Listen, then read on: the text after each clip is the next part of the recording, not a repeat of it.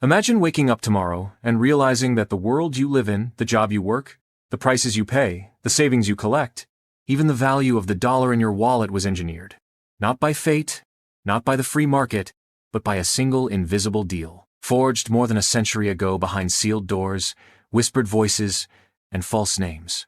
A deal designed to do one thing: ensure that America's debt never, ever goes away. A deal so impactful that every crisis you've ever lived through, every recession, every bailout, every inflation spike, traces back to the moment a group of the world's wealthiest men stepped onto a private train and quietly rewrote the destiny of an entire nation.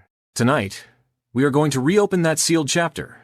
We're going to travel back to the night America's financial soul was traded away. We're going to expose the calculated design behind a system built not to eliminate debt, but to feed it endlessly. And once you see how this story began, you will never look at the economy or your money the same way again. Before the skyscrapers, before the Federal Reserve, before the dollar became the world's most powerful currency, America lived in a financial world that feels almost alien to us today.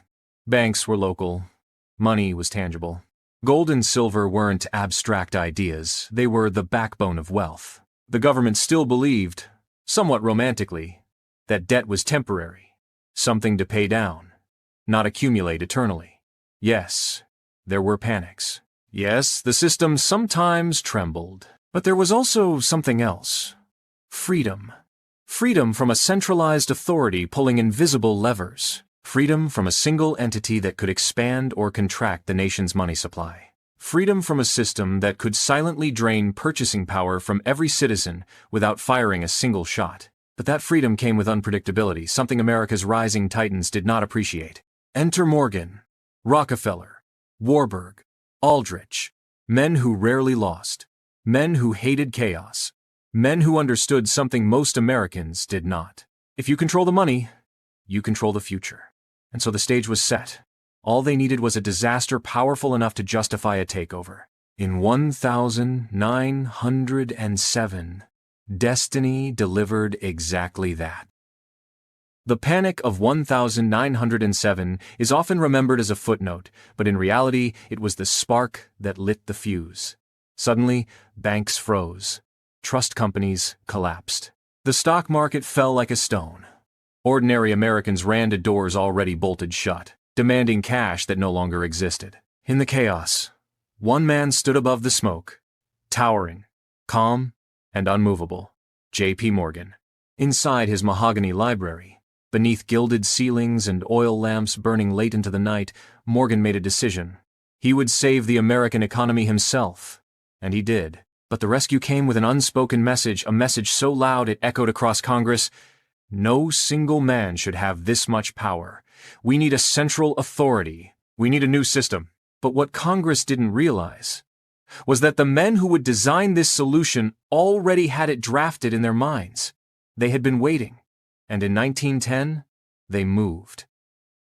Here is where the story shifts from history into something that feels like a thriller. Late November. A private train leaves Hoboken Station under a veil of absolute secrecy. Shades pulled down. Passengers instructed to use false names. Journalists misled with false routes.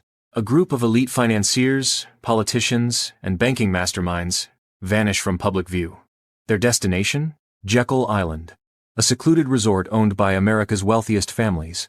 On that island, surrounded by wilderness, guarded by silence, the future of American money was drafted like a covert military plan. 7 men, a single purpose: create a new financial system that they controlled. They arrived as individuals: Aldrich, Andrews, Warburg, Davison, Vanderlip, Strong, Norton. They left as architects of the greatest financial transformation in American history. The plan they created would later be disguised as reform, but its true function was far more ambitious. Not to stabilize America, but to centralize it. Not to protect citizens, but to empower bankers. Not to end crises, but to manage them in ways that favored the elite. And to ensure the American public never unraveled the truth, the group swore a vow. Nothing, absolutely nothing about the meeting could reach the public. For decades, it didn't. But the plan they crafted did. It entered Congress in 1913 wearing a new title, the Federal Reserve Act. And it passed. Barely. Quietly. Right before the holidays. When the fewest eyes were watching, the Federal Reserve Act changed everything, but its genius lay in subtlety. It didn't seize control. It didn't declare revolution. It simply altered the architecture of money in 4 quiet, devastating ways.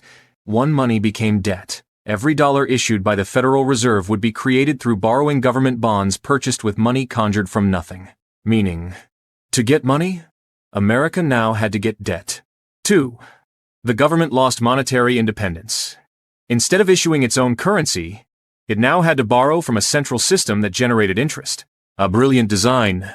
If your goal is perpetual repayment. 3. Banking power moved into private hands.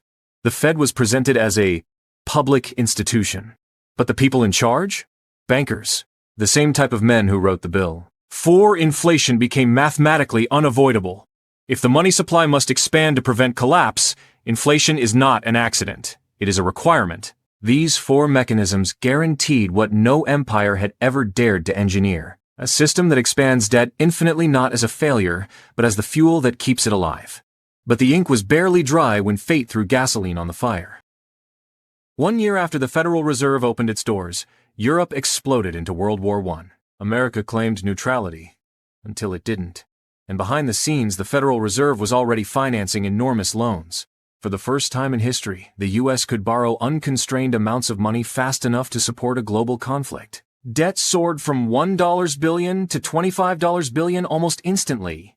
Once wars became debts, debts became normal. And once debts became normal, the machine never slowed down. World War II, the Cold War, the Vietnam War, Iraq, Afghanistan, recessions, bailouts, crashes. Every emergency real or manufactured poured more fuel into the engine, but nothing compared to what happened in 1971. America's currency once walked with a gold leash, but by the late 60 seconds, the nation was drowning in spending abroad and social programs at home. Gold began slipping out of America's hands, and confidence with it. President Nixon had a decision. Let America's gold reserves collapse, or cut the leash. He cut it. Gold was abandoned. Fiat was unleashed. Money could now be created without any physical restraint. The debt machine shifted into overdrive. If 1913 built the engine, 1971 removed the brakes. We're still accelerating. Before we continue, a quick but important reminder. If you want to rise above the system built on outdated financial structures, you can start Quantum Computing System Downloads member area and video courses by visiting the link in the description. Step into the future, explore the knowledge, enjoy the advantage. Now let's finish the story. The result of the 1913 deal is not subtle. It's visible in every chart, every paycheck, every grocery store aisle. Purchasing power, debt savings value, wealth inequality, dollar stability, and the national debt? It tells the story more brutally than any narrator could. 1913. $2.9 billion 1,945. $258 billion 1,980. $900 billion 2,000. $5.6 trillion. 2020. $23 trillion. Today, over $34 trillion. The interest alone now costs hundreds of billions more than the military, more than infrastructure, more than almost everything. The system is not failing. It is functioning exactly as designed, a design we never voted for, a design we never asked for, a design crafted in the shadows of a private island. Politicians have tried, balanced budgets, spending caps, audit attempts, gold return proposals, regulations, committees, panels, pledges, promises. They all collapse under the same truth.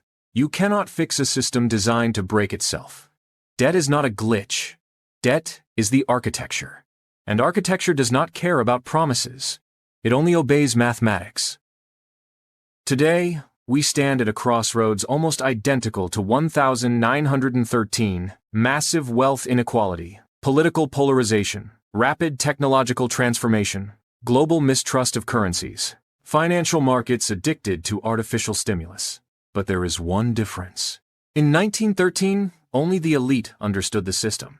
Today, Technology is democratizing understanding. AI, blockchain, quantum computing, decentralization. These innovations threaten the old architecture, not with protest, but with replacement. The same way electricity replaced candles, the same way cars replaced horses, a new system is rising. And those who learn early, those who prepare now, are the ones who will thrive. Final takeaways: the lessons hidden in 1913. 1. 1913 wasn't a reform, it was a reset. A new financial architecture built to expand debt indefinitely. 2.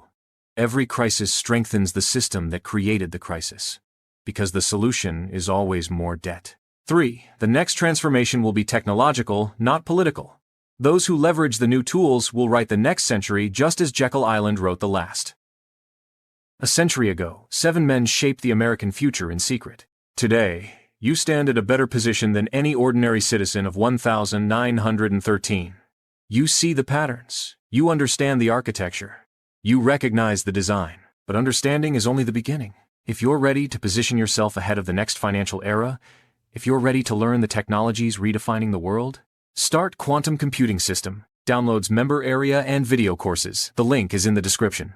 Knowledge is leverage. Leverage shapes destiny. And this time, the next chapter is yours to write.